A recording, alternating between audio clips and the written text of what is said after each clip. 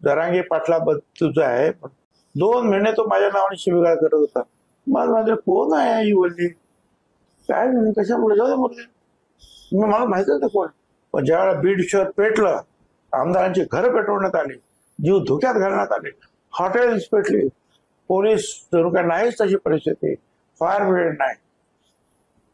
त्यावेळेला मी जे पाहिलं, तुम्हीच दाखवलेलं चित्र, मी बीडला गेलो, बघितलं, म्हटलं नाही, मला आता उतरावं लागेल वाटा.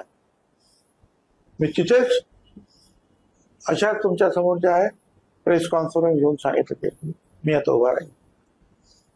17 ऑक्टोबरला मिटिंग ठरली, त्याच जालन्यात जवळपासच आंतरप्रदेशाच्या जवळ.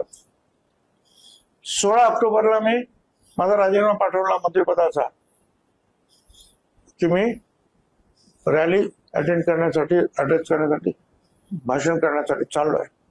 साहजिक आहे, मी सरकारच्या विरुद्ध बोललो, हा माझा राजीनामा, तुम्हाला अडचण नको. मी राजीनामा दिला. अर्थात रस्त्यामध्ये अनेक फोन आले यांची सगळ्यांचे, मुख्यमंत्री शिंदे सगळ्यांचे, तुम्हाला काय बोलायचं तर बोला, परंतु राजीनामा बोलवणार. ठीक आहे. 2.5 महिने मी बोललोच नाही काय. आणि मला तरी विधानसभेत विचारत राहिले अगदी विरोधी पक्ष नेते आणि ते पृथ्वीराज चव्हाण, तुम्ही एवढं विरुद्ध बोलता, सरकार राजीनामा काय नाही देत, राजीनामा. तरी मी गप्प, कारण मी सांगितलं मी नाही बोलणार.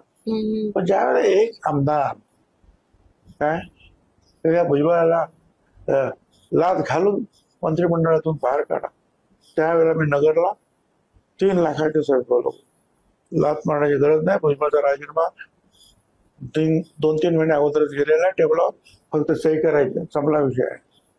तर त्यावेळेला मी ते ओपन केलं, त्यावेळेला राजीनामा झाला असं तर झालाच काय.